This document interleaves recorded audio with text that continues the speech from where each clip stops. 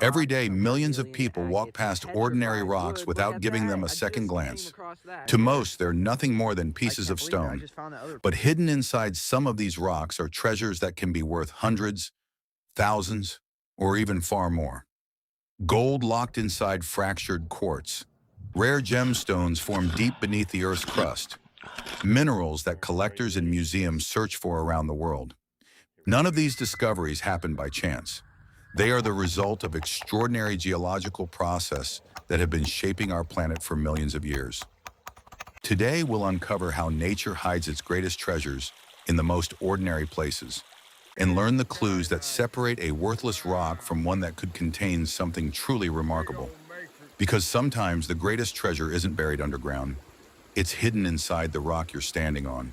You've walked past this rock your entire life, kicked it, ignored it, maybe even picked it up once, and put it right back down because it didn't look special, it didn't sparkle, it didn't look like treasure. But here's the uncomfortable truth. Some of the richest gold discoveries in history didn't start with nuggets. They started with rocks that looked completely worthless. No shine, no glamour, no obvious value, just quartz. Ugly quartz, broken quartz, rust-stained quartz. And the reason most people never find gold isn't because gold is rare. It's because they don't know what gold actually looks like before it's gold. Today, I'm going to show you why most quartz is useless, why one specific type has produced more gold than almost anything on Earth, and how the rocks around it quietly point the way to hidden deposits most people never see. Once you understand this, you'll never walk past quartz the same way again. Most quartz is completely worthless. Let's get one thing straight before we go any further. Most quartz contains no gold at all. In fact, the majority of quartz you'll ever see is completely barren. Clear crystal quartz? Beautiful, but usually useless. Smooth, rounded river quartz? Polished by water and stripped of clues. Perfect, glassy quartz veins that look clean and solid? Almost always empty. That surprises a lot of people, because when beginners imagine golden quartz, they imagine something clean, something shiny, something perfect. But gold doesn't form in calm environments. Gold doesn't like perfection. Gold likes pressure. Gold likes fractures. Gold likes damage. And that changes everything. The #1 gold-bearing quartz on Earth. If there is one type of quartz vein that has produced more gold than any other in recorded history, it's this. Milky white quartz. Not clear, not pretty, not gemstone grade. Milky quartz forms deep underground when superheated fluids rise through fractures in solid rock. Those fluids are under intense pressure, they're chemically aggressive, and they often carry dissolved gold. As those fluids move upward, something critical happens. Pressure drops, temperature changes, chemical conditions shift, and gold, which cannot stay dissolved forever, has nowhere to go. So it drops out, right there, inside the quartz, along cracks, between grains. Locked so tightly that you'd never know it was there unless you knew what to look for. Sometimes the gold is visible, sometimes it's microscopic, but often it's very real. And that's why milky quartz veins have powered gold rushes, funded empires, and created fortunes, while looking completely worthless to everyone else. Why ugly quartz is more valuable than pretty quartz. Here's a simple rule that separates experienced prospectors from everyone else. The uglier the quartz, the better your odds. Gold forms during violent geological events, earthquakes, fault movements, shearing forces, repeated cracking and resealing of rock. That process leaves quartz looking broken, cloudy, stained, and messy. Clean quartz usually means calm formation. Calm formation usually means no gold. So if you've ever ignored a piece of quartz because it looked dirty or damaged, you may have ignored the exact conditions gold needs to exist. The rusty quartz rule: never ignore this now. This is where most beginners make a critical mistake. They see quartz that looks rusty, dirty, stained red, yellow, or brown, and they think, bad rock. But those stains are not damage. They're evidence. Those colors come from iron minerals breaking down over time. And iron minerals, especially pyrite, often formed alongside gold. When those iron minerals oxidize and weather away, the iron disappears. But the gold doesn't. It stays behind, trapped in the quartz, sometimes invisible, sometimes concentrated, sometimes waiting for someone who understands what they're seeing. So when you see milky quartz with rusty staining, you're no longer guessing, you're investigating. Pause for a moment. Think about the last time you saw quartz like this. Not clean, not pretty, cracked, stained, ignored. Did you walk past it? Most people do. Quartz with pyrite, the trap almost everyone misses. Now let's talk about the mineral that has fooled more people than almost anything else in prospecting. Pyrite. Fool's gold. Quartz with pyrite gets laughed at, thrown away, ignored. That's a mistake that has cost people real money, because pyrite and gold form under nearly identical conditions.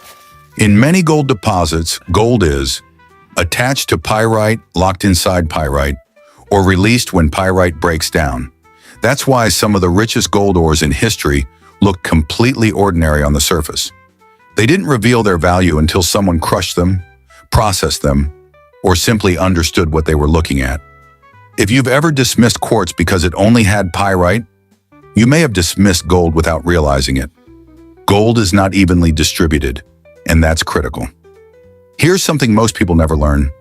Gold is not spread evenly through quartz veins. It concentrates. Specifically, it concentrates in banded or ribbon quartz, layered or striped quartz that shows repeated cracking and re-cementing. Each band represents a separate pulse of mineral-rich fluid. Some pulses carried gold, some didn't. That's why one piece of quartz is worthless, and another piece from the same vein is worth thousands. Gold doesn't reward casual observation. It rewards understanding. Location beats color. Every single time now, pay close attention. This is critical. Gold-bearing quartz is almost never random. It forms near, faults, fracture zones, shear zones. If quartz cuts across rock at an angle, if it looks offset or displaced, if it follows a natural crack rather than forming neatly, your odds increase dramatically. Straight, clean, perfect quartz veins, usually barren. Broken, twisted, offset quartz veins, that's where gold hides. Not because they look special, but because they formed under stress. Quartz that almost never contains gold. Let's eliminate the noise. These types of quartz almost never carry gold. Clear crystal quartz, smooth beach quartz, rounded river stones, jewelry-grade quartz crystals. Gold doesn't form where things are calm, polished, and stable. It forms where the earth was under pressure. The simple gold quartz checklist. Before you walk away from a quartz vein, ask yourself, is it milky white? Is it iron-stained? Is it fractured or crushed? Is there pyrite present? Is it near a fault or natural crack? If the answer is yes to several of these, you might be standing on something far more valuable than you think. Final thought. Some of the greatest gold discoveries in history didn't come from shiny nuggets sitting on the surface. They came from ugly white quartz that everyone else ignored. And right now, somewhere out there, that same kind of quartz is waiting, not for the lucky, but for the person who knows what to look for. Chapter 2. Gold indicator rocks in the USA.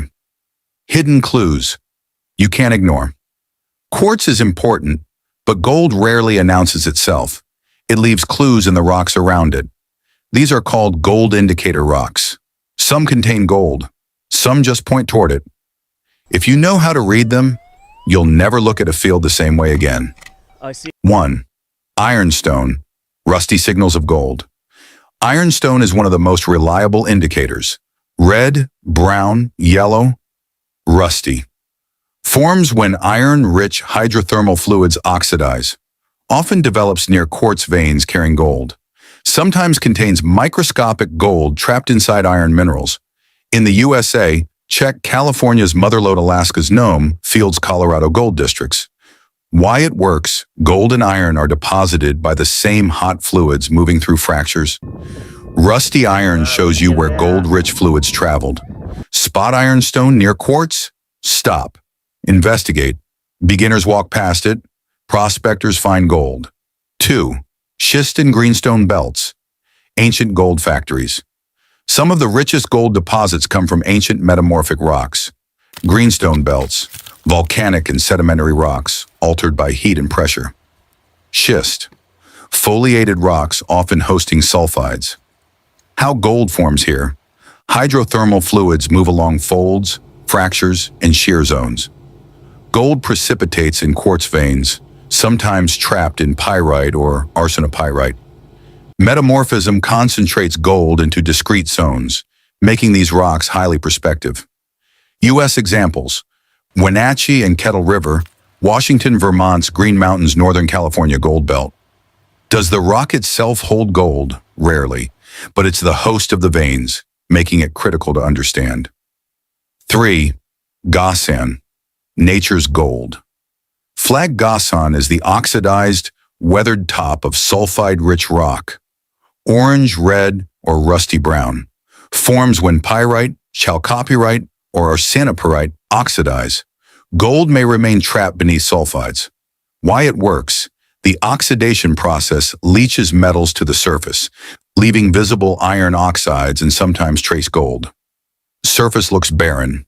Gold below. Found in the USA. Nevada's Carlin Trend, Colorado's Cripple Creek, Alaska's Fairbanks region. Gossans rarely hold large nuggets themselves. They signal gold beneath. 4. Serpentine. The subtle clue. Serpentine is green, fibrous, sometimes scaly. Forms from ultramafic rocks altered by hydrothermal fluids, often found near shear zones and fault lines. Indicates geologically active areas where gold-rich fluids traveled. In the USA, California's Sierra Nevada foothills, Oregon Coast Range, Alaska's Southeast Panhandle. Does it hold gold? Rarely. It's a marker for nearby gold-bearing veins. Pay attention to fractured serpentine near quartz or sulfides. Subtle signs often lead to big discoveries. 5. Quartz with ugly veins. Hidden treasure in plain sight. Not all quartz is equal. Clear, perfect quartz, usually empty. Ugly quartz, now that's different. Cloudy, milky, iron-stained, fractured, twisted, banded formation process. Hot hydrothermal fluids deposit gold along cracks. Bands, crushed zones, and ribbon quartz concentrate gold. Fractures act like traps, holding gold until pressure and chemistry stabilize. Found in the USA, California's Mother Lode, Alaska's Klondike-type deposits, Nevada and Colorado veins. Does ugly quartz hide gold? Sometimes microscopic, sometimes visible. At the very least, it marks gold-bearing structures nearby. Beginners ignore it. Prospectors pick it up. That's the difference. Gold indicator rock checklist. Don't walk past. These before leaving any site ask, ironstone nearby? Sometimes contains gold, sometimes a signal. Schist or greenstone belts? Hosts gold veins? Gossan visible? Usually signals gold below. Serpentine present? Indicates favorable geological conditions. Ugly fractured quartz veins? Sometimes gold, sometimes a marker. Yes to several. You could be standing on rich gold deposits right under your feet. There he is. Closing thought. Learn to read the rocks. Brush up. Gold rarely shouts. It whispers. It hides in plain sight. Ironstone, schist, greenstone belts, gossan, serpentine, ugly quartz veins. Some rocks carry gold themselves. Some rocks only point to gold nearby. Learn to read both. Understand the subtle signs, and you'll always know where to dig next. The earth doesn't hide its secrets. It only waits for someone who knows how to look. These indicator rocks don't mark the end of gold. They mark the beginning. Once gold breaks free from them, gravity takes over. It moves downhill into creeks, then rivers. Rivers don't create gold. They collect it. And to understand river gold, you have to follow the gold downstream. How rivers really hold gold doesn't form in rivers. That's the first rule. Rivers don't create gold. They collect it. Over thousands, sometimes millions of years, gold breaks free from hard rock far upstream and begins moving downhill. That journey is usually very short because gold is heavy, extremely heavy, and gravity always wins.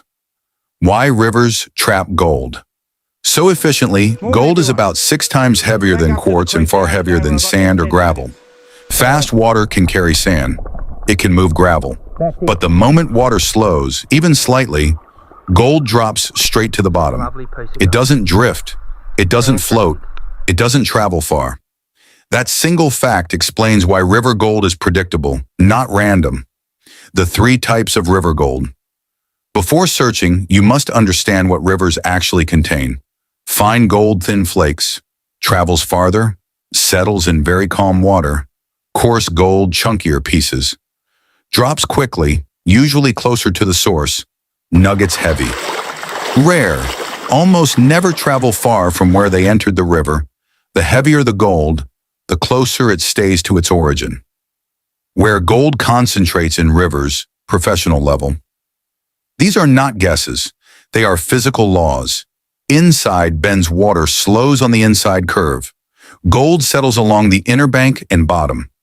Behind large boulders, the boulder blocks current and creates a low-pressure zone. Gold drops directly behind it. Cracks in bedrock. The best natural trap.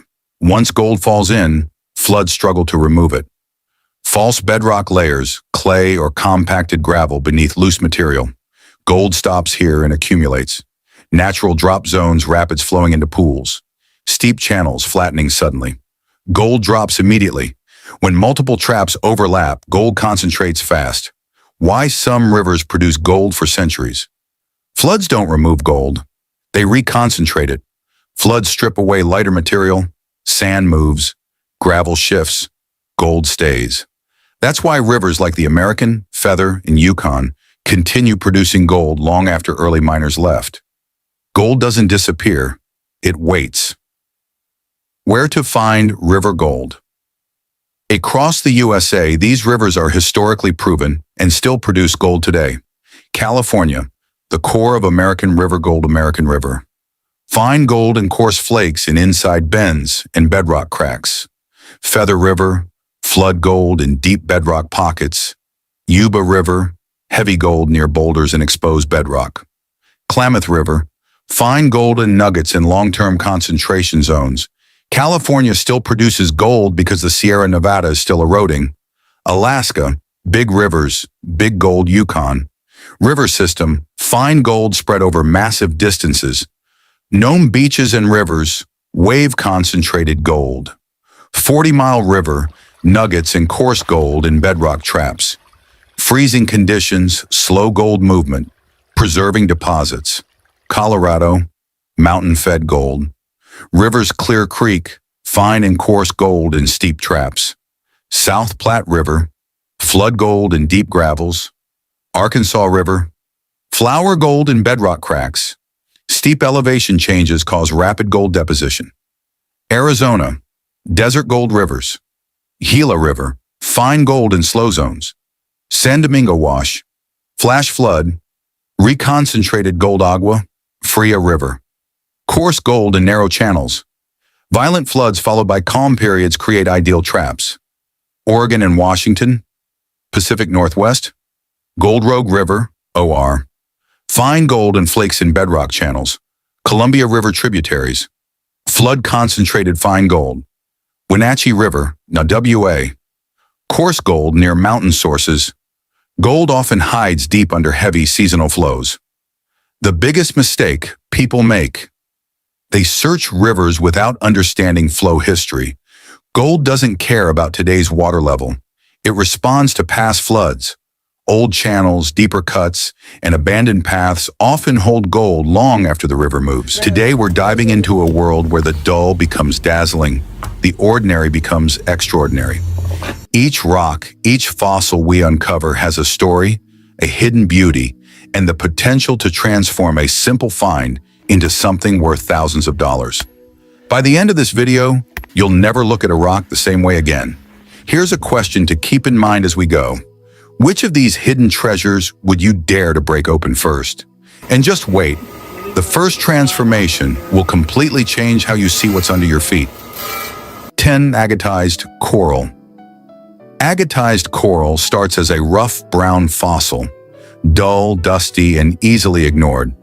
Millions of years ago, coral reefs thrived in shallow tropical seas. Over time, silica-rich waters seeped into the coral skeleton, slowly replacing the organic structure with agate. The result? Bright reds, oranges, and browns swirling in patterns that resemble molten lava frozen in time. Found in sedimentary reef deposits in Florida and Indonesia, these fossils range from small collectible slices for $30 to $200 to museum-quality specimens fetching thousands. Jewelry makers prize them for cabochons, collectors for display, and metaphysical enthusiasts believe they carry the ocean's energy. Could you imagine walking past such a masterpiece without noticing? And if you think coral is surprising, thunder eggs will completely redefine what you think about ordinary volcanic rocks. 9. Thunder eggs. Thunder eggs start out as ordinary heavy gray stones, rough, dusty, and completely unremarkable at first glance. They blend perfectly into volcanic landscapes, the kind of rocks most people would never think twice about. But the moment you crack one open, everything changes. Millions of years ago, violent volcanic eruptions buried the land in ash. As that ash hardened into rhyolite, it trapped gas pockets deep inside the rock. Over time, silica-rich fluids slowly seeped into these cavities. In total darkness, crystals formed layer by layer. When the stone finally splits, hidden chambers of agate, quartz, and sometimes deep purple amethyst are revealed. Swirling, banded, and perfectly enclosed, like a secret locked away for millions of years. Found in the volcanic regions of Oregon, Nevada, and Mexico, thunder eggs can sell for $25 to $50 as small slices, while large, well-centered specimens can reach $1,500 or more. Collectors prize the mystery inside, lapidary artists slice them open for jewelry and display, and experienced rock hunters know the rule. Rounded shapes, unusual weight, or faint surface cracks often signal a treasure waiting to be broken open. 7. Turquoise nodules. Turquoise nodules begin as plain, muddy brown stones, dusty, rough, and easy to overlook in dry desert ground. At first glance, there's nothing to suggest value, but crack one open and bright blue-green veins suddenly flash through the rock, branching and swirling in patterns that feel almost intentional. Millions of years ago, mineral-rich groundwater moved through copper-bearing sedimentary deposits. As that water circulated, it slowly replaced parts of the host rock with turquoise, sealing vibrant color inside an otherwise ordinary shell. The result is a hidden gemstone network locked away until the stone is finally broken open.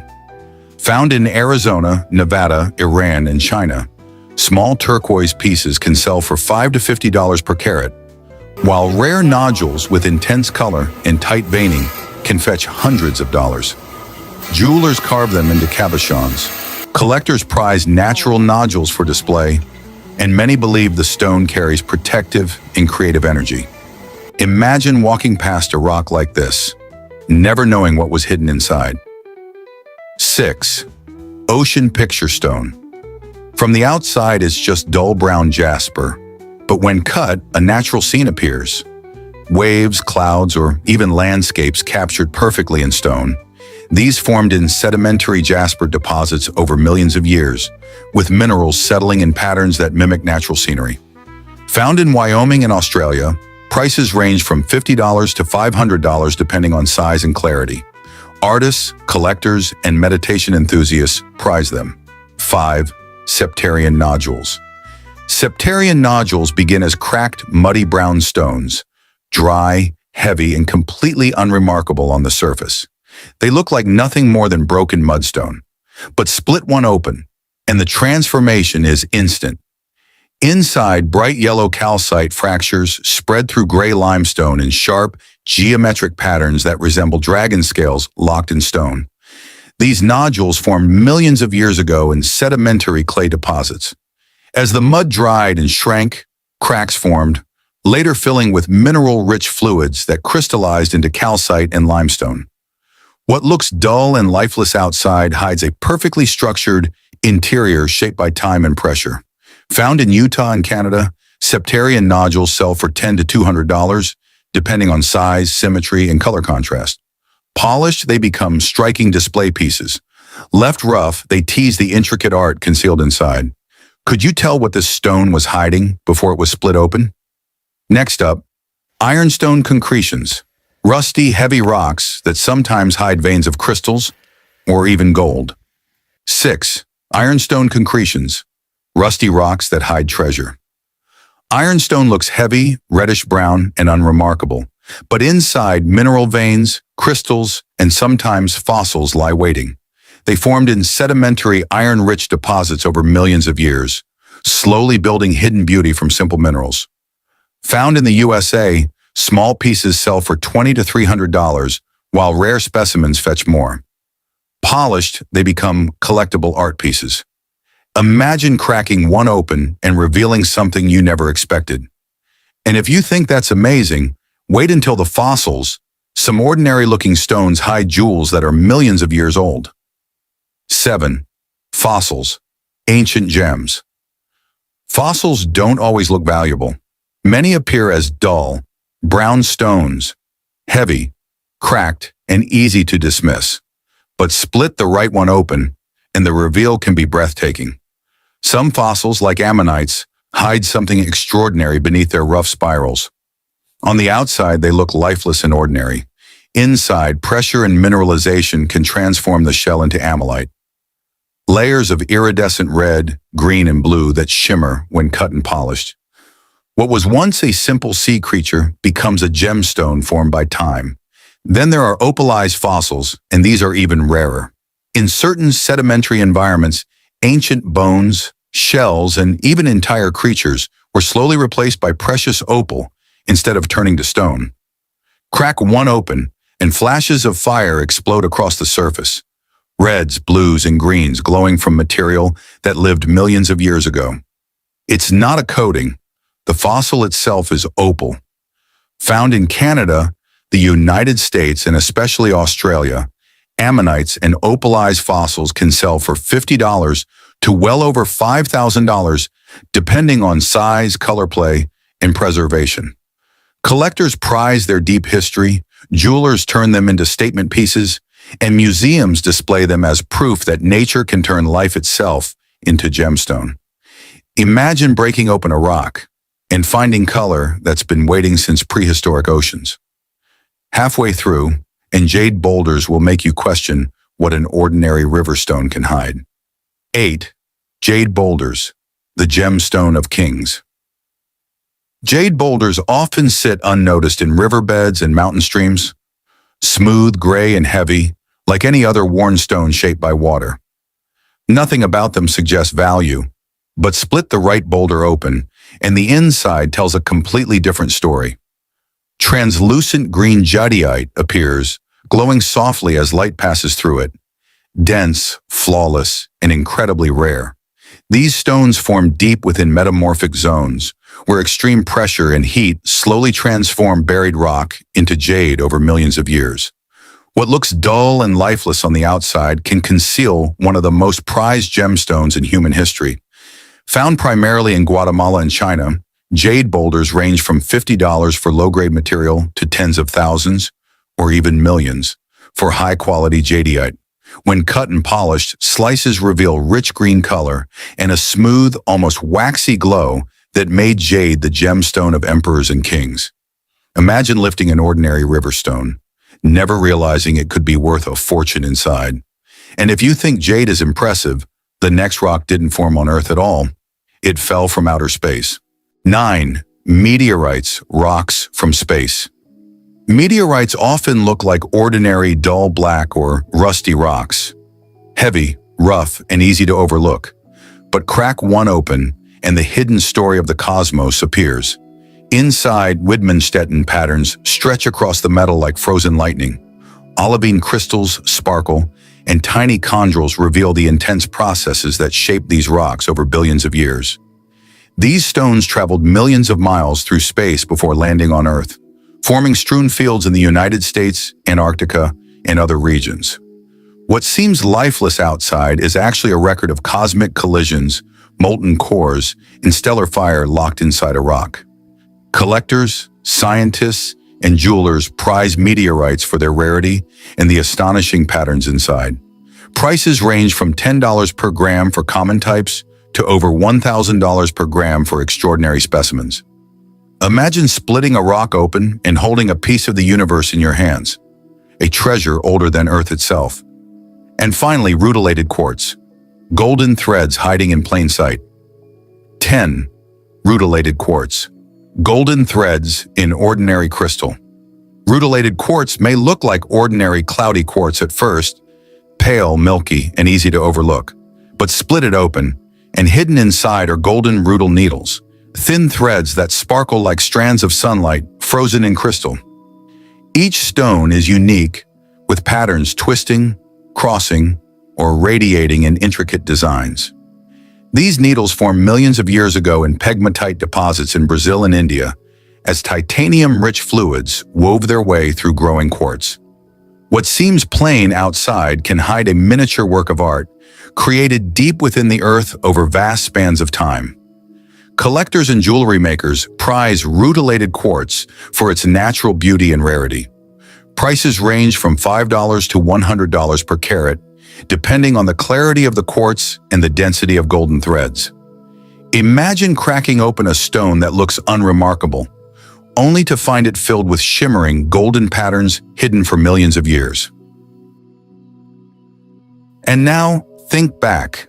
Which of these hidden treasures would you dare to crack open first? So the next time you're walking along a riverbank, hiking a dry hillside, or standing in a place you've passed 100 times before, take a second look at the ground beneath you. That heavy, cracked, lifeless rock might not be ordinary at all. It could be a fossil holding prehistoric fire, a volcanic shell hiding crystal chambers, or a river-worn boulder concealing a gemstone once reserved for kings and emperors. Nature doesn't announce its treasures. It disguises them. It hides color behind rust, seals beauty beneath mud, and wraps value in stone meant to be ignored. For millions, sometimes billions of years, the earth has been quietly working in the background, building masterpieces layer by layer, pressure by pressure, time doing what time does best. Long before humans ever searched for wealth, these stones were already forming. Before currency, before crowns, before history itself, the colors, the crystals, the patterns were already there, waiting. Not in vaults or museums, but buried in sediment, scattered in riverbeds and lying unnoticed beneath our feet. And here's the unsettling thought. How many fortunes have already been skipped across water, crushed under boots, or left behind simply because they didn't look valuable? How many once-in-a-lifetime discoveries never happened because the surface told the wrong story? Because now that you know what hides inside these ordinary stones, every rock becomes a question, every step becomes a possibility, and every unremarkable surface could be hiding something extraordinary. So the next time you pick up a stone, ask yourself this: what if this one isn't ordinary? And what if the greatest treasure isn't buried deep underground, but has been waiting in plain sight all along? Gold doesn't disappear, it doesn't hide itself, and it doesn't wait for luck. Yet every year, countless people walk directly over gold without ever knowing it's there. Not because the gold is invisible, but because the signs were ignored. Nature doesn't keep secrets. It leaves indicators, quiet ones, subtle ones, the kind that only become obvious once you understand how the system works. Gold is rarely found by accident. It follows rules shaped by moving water, pressure, chemistry, and time over millions of years. Rivers don't scatter it randomly. Rocks don't host it by chance. And the most successful discoveries are made long before a pan ever touches water. Gold behaves differently than almost everything around it because of its weight. It doesn't move easily, it doesn't travel far without help, and when it does move, it follows very specific patterns. Those patterns are written into the land itself. Most people are trained to look for gold. Experienced prospectors learn to look for conditions. They ask different questions.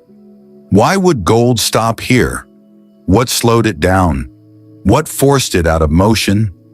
What environment allowed it to remain undisturbed? Gold settles where movement fails, and where movement fails consistently, indicators appear. Water doesn't just transport sediment, it organizes it. As water flows, it constantly sorts material by weight and shape. Lighter particles remain in motion, while heavier material drops the moment energy decreases.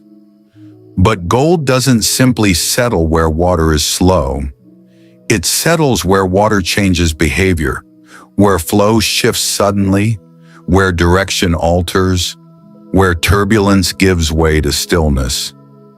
These transitions create natural traps, and those traps repeat themselves over thousands of cycles. That's why gold is often found in places that look ordinary at first glance. Obvious spots tend to be disturbed spots. True indicators are often slightly removed from where attention naturally goes. Gold favors stability over excitement, repetition over chaos. Once you understand that, you stop chasing motion and start reading patterns. But water is only part of the story. Gold doesn't just influence sediment, it affects chemistry, and chemistry affects life. Long before gold is ever visible, it quietly alters the environment around it.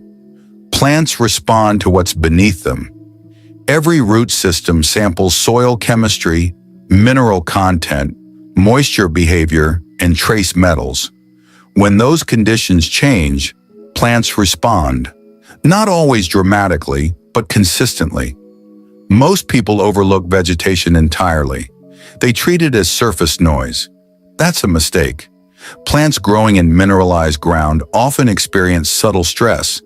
They may grow shorter, thinner, or less evenly. Color variations appear.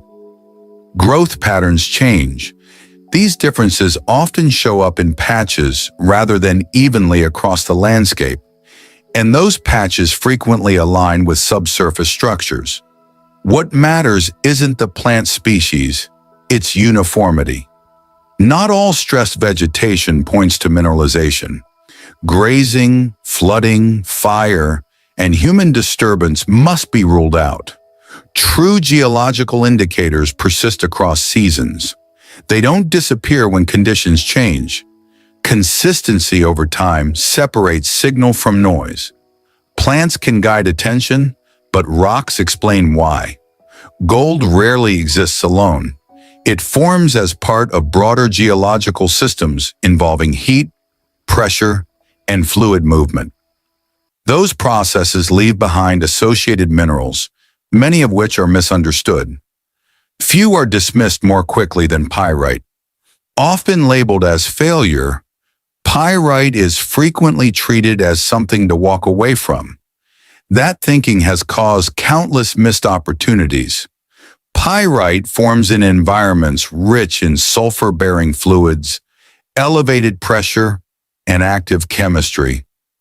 The same environments capable of producing gold. Pyrite doesn't guarantee gold, but it signals that the right conditions once existed. Texture matters more than color. Fine-grained, fractured, or deformed pyrite embedded in quartz or altered rock tells a very different story than massive, uniform crystals. Texture reveals history. Quartz is another mineral often misunderstood. Because it's common, it's often ignored. But quartz can record fluid movement. Veining, fracturing, and multiple generations of quartz indicate repeated mineral-bearing events. Quartz that formed once tells little. Quartz that formed repeatedly suggests sustained fluid flow, and sustained fluid flow is where gold becomes possible. Alteration is one of the strongest signals professionals rely on. When fluids chemically change host rock, they leave behind bleaching, softening, new minerals, and missing ones. Alteration zones often look dull and unremarkable, but they represent where chemistry occurred. And chemistry is everything. Shine is a distraction. Some of the most productive systems show very little visible metal. Structure controls everything. Fractures and faults create access. Where fluids move, minerals follow. Gold doesn't choose random rock. It chooses pathways. One indicator alone means little. But when water behavior, vegetation patterns, rock associations, alteration, and structure align, the signal becomes meaningful. Many people walk away from promising ground because they didn't see immediate results. They found pyrite instead of gold, quartz without visible metal, altered rock with no payoff. Experienced eyes recognize these as signs of potential, not failure. Gold leaves clues. The difference between guessing and targeting is learning how to read them as one system. As important as minerals and vegetation are, gold ultimately responds to something even more fundamental: pressure. Long before a single particle of gold settles into place, the shape of the ground and the forces acting beneath it decide where movement will slow, where fluids will pause, and where heavy material will finally stop. The land itself becomes a map, not on paper, but in form. Gold does not stop in motionless places. It stops where motion changes. Pressure builds, releases, and redirects energy through the ground in predictable ways. Bends in terrain, sudden drops in elevation, buried steps in bedrock, and subtle rises that interrupt flow all create natural pressure zones. These zones don't look dramatic. In fact, they often look unremarkable, but they repeat, and repetition is what allows gold to accumulate rather than pass through. Over time, these pressure zones act like filters. Lighter material moves on. Heavier material lingers. Gold, because of its weight, responds immediately to these changes. The moment energy falls below a certain threshold, gold drops out of motion. These features don't announce themselves. They reveal themselves only when the land is read slowly, as a system shaped by time rather than appearance. Time is the final factor most people underestimate. Gold systems don't form in a single event. Up to this point, we've talked about how gold leaves clues on the surface. Through water behavior, subtle changes in the land, and patterns most people overlook. But surface signs only tell part of the story. To understand where gold really stops, we need to look deeper, down to the bedrock itself. Because some of the most reliable signals aren't found on maps or charts, they're written directly into the rock below your feet. And one bedrock sign in particular has predicted gold more accurately than maps ever could. Before gold is ever seen, before a single flake flashes in sunlight, the earth leaves a quieter signal. It does not glitter. It does not announce itself. It waits inside the bedrock, where pressure, time, and fracture tell a story older than any map. Most people search rivers, others chase veins. Professionals, however, begin somewhere deeper. They begin with a sign that never moves, never floods away, and never lies. Bedrock remembers everything. Across North America, some of the most consistent gold discoveries were not predicted by maps, claims, or historical records.